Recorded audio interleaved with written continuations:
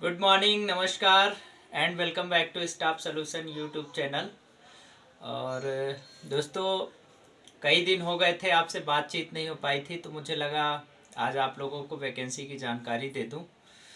तो देखिए, हमारे बहुत सारे साथियों की समस्याएं रहती हैं कि सर हमारा सिलेक्शन नहीं हो पा रहा है, हमारा इंटरव्यू नहीं हो पा रहा है, इंटरव्यू दे दिए तो कॉल नहीं आता है, या हमें सैलरी कम बोल दी जाती है। ये समस्या पिछले कई सालों से मैं सुनता आ रहा हूँ, देखता आ रहा हूँ। आज हमारे उन तमाम साथियों के लिए, चाहे वो मेल के कैंडिडेट्स हों चाहे फीमेल कैंडिडेट्स हों, आज मैं उन तमाम साथियों के लिए इस समस्या का समाधान लेकर के आया हूँ। और आज जो इंटरव्यू है, आज उस इंटरव्यू में इस ट्रिक को आप फॉलो करके देखना। ऐसे तमाम लोगों से मैं बोलना चाहता हूँ जिनका आज तक किसी भी वैकेंसी में सिलेक्शन नहीं हुआ है, या जिनका इंटरव्यू हो जाता है तो उनके पास कॉल नहीं आता है, या कॉल आ जाता है तो उनको सैलरी इतनी कम बोल दी जाती है कि वो खुद ही मना कर देते हैं। कंपनी वाले बोल देते हैं भैया 3,000 4,000 रुपये देंगे। ठीक है, तो इस वीडियो को आप लोग बहुत ध्यान से देख लेना। इसके बाद फिर आज के बाद आप लोग नहीं बोलना कि सर सिलेक्शन नहीं हुआ, या सैलरी कम बोल दिए, या ऐसा हो गया वैसा हो गया।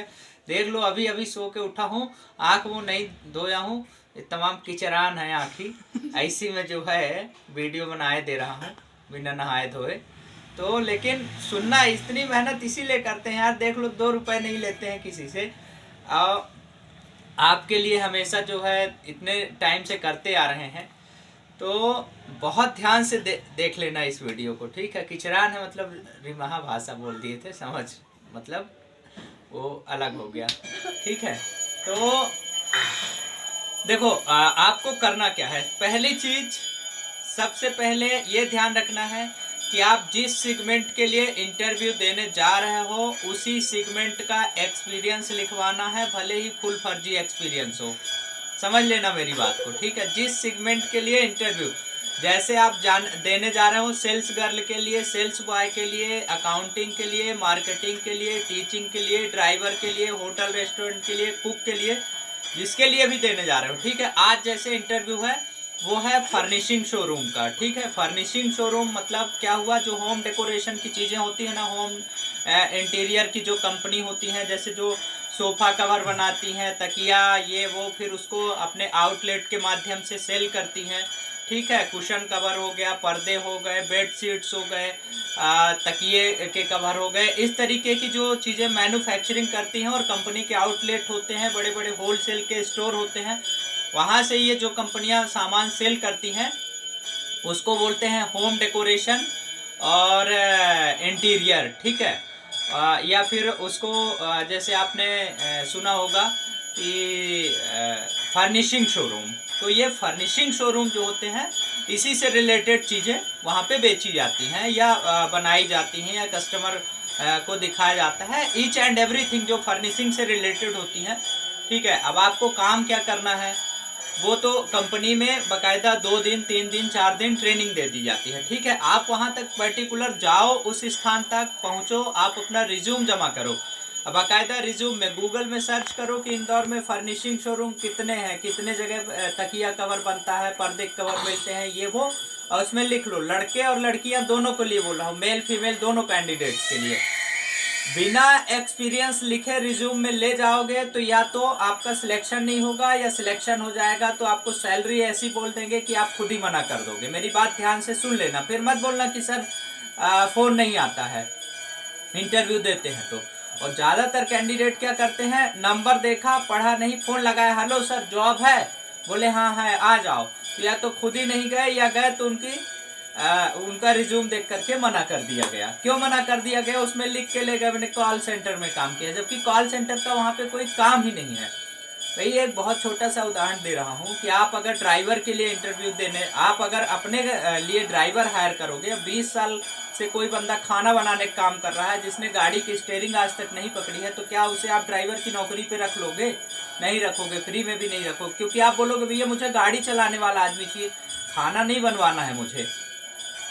तो कहने का मतलब दोस्तों ये है कि आप जिस सेगमेंट के लिए जा रहे हैं इंटरव्यू देने, अब आप पूछेंगे कि इससे रिलेटेड क्वेश्चन अगर पूछे गए तो हम आंसर कैसे करेंगे।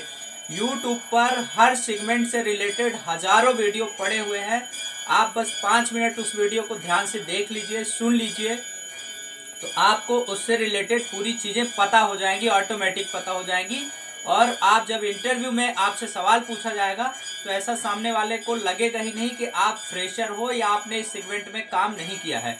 इसलिए बोल रहा हूँ कि आप जैसे यहाँ इंटरव्यू देने जा रहे हैं, आप बम्बई का, जबलपुर का, ग्वालियर, कलकत्ता, लखनऊ, देहरादून, कहीं का भी उसी सेगमेंट का सेम प्रोफाइल का एक्सपीरियंस लिखवा कर के ले जाइए। आज हमने फर्निशिंग कंपनी के लिए यानी होम डेकोरेशन कंपनी के लिए इंटरव्यू रखा है। मेल फीमेल दोनों कैंडिडेट इसमें जा सकते हैं।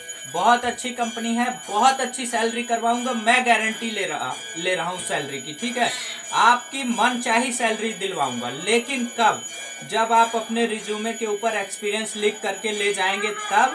और दूसरी चीज, आप वहां तक पहुंच जाएंगे तब, टाइम टू टाइम। अब फिर कैंडिडेट 10 दिन बाद फोन करते हैं, सर वो वैकेंसी आई थी, उसका इंटरव्यू कब होगा? जब इंटरव्यू हो चुकेगा वो बंदा 1 महीने की तनख्वाह भी ले लेगा, फिर उनको होश आएगा कि सर वो वैकेंसी आई थी तो उसका इंटरव्यू कब होगा। भैया इंटरव्यू जिस दिन वैकेंसी डाल देते हैं ना, उसी दिन हो जाता है और उसी टाइम पे हो जाता है, क्योंकि हमारे साथ करोड़ों लोग जुड़े हुए हैं। कोई एक कैंडिडेट हमारे पास नहीं है कि वो कंपनी वाला उसका इंतजार करते बैठा रहेगा। बेरोजगारी इतनी है, पूरे इंडिया से हमारे साथ लोग कनेक्टेड हैं। इसलिए आप जिस दिन वैकेंसी डालें और जो टाइमिंग डालें उसी टाइम पे आप इंटरव्यू देने चले जाएं। अब जैसे मान लो कल पीएससी का एग्जाम था, कल 8 बजे से 11 बजे तक पेपर था, किसी बंदे ने 5 साल तैयारी की होगी, ठीक है, और कल बोल दे कि सर कल तो पानी गिर रहा था तो कल इसलिए जा नहीं पाए, अब आज परीक्षा करवा दो। तो दोस्तों ऐसा नहीं होगा। आज पीएससी उनके लिए अलग से परीक्षा आयोजित नहीं करेगा। भले ही आपने 50 लाख रुपए खर्च करके कोचिंग ज्वाइन की हो, 10 साल मेहनत की हो, आपने डिप्टी कलेक्टर बनने का सपना देखा हो, लेकिन कल परीक्षा हो चुकी तो हो चुकी। अब आज के लिए आप अलग से परीक्षा नहीं होगी, अब 5 साल फिर इंतजार करना पड़ेगा। जब अगली वैकेंसी आएगी पीएससी की तभी उनका एग्जाम हो पाएगा, तब तक पता चला वो ओवर एज हो गए। ऐसे इधर भी होता है प्राइवेट नौकरी में।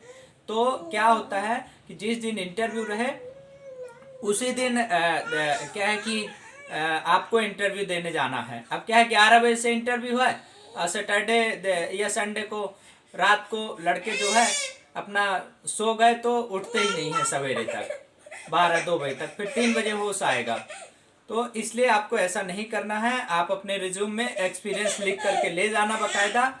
उसके बाद अगर सिलेक्शन नहीं होता है या कंपनी कम सैलरी बोलती है तो उसके लिए मैं रिस्पॉन्सिबल हूँ। मैं आपकी चल करके ज्वाइनिंग करवाऊंगा, 20 से 25 हजार रुपए की, 30 हजार रुपए की, जो सैलरी आप चाहते हो, गारंटी दे रहा हूँ। इस वीडियो को देख लेना, सुन लेना, समझ लेना, और नहीं अगर हो तो आप मुझे फ़ोन करना। नंबर है 9617367946। रिज्यूमे चाहो तो बनवा करके पहले हमें चेक करवा दो, कोई करेक्शन होगा तो हम बता देंगे, हमारे नंबर पे व्हाट्सअप कर देना। सो आप सभी को best of luck, thank you, शुक्रिया। जाइए इंटरव्यू देने, 11 बजे से है। सभी को हमारी तरफ से अग्रिम शुभकामनाएं। जय हिंद।